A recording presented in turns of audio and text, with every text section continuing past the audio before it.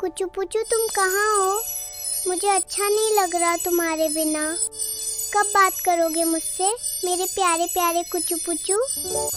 ঘরের ছোট মেয়ে, সবাই ভাবে সে নাকি সবার আদরে, কিন্তু তার মনে থাকা কষ্টগুলো কে বোঝে?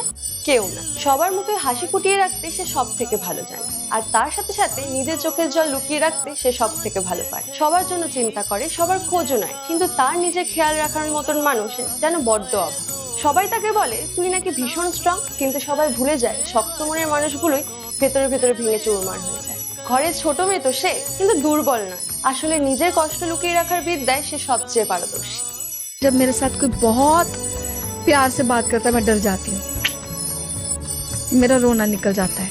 मुझे जब कोई बहुत प्यार देता है मैं उसकी तरफ ऐसे देखती हूँ, ये मुझे प्यार क्यों कर रही है, ये मुझे प्यार क्यों कर रहा है, इसको क्या चाहिए।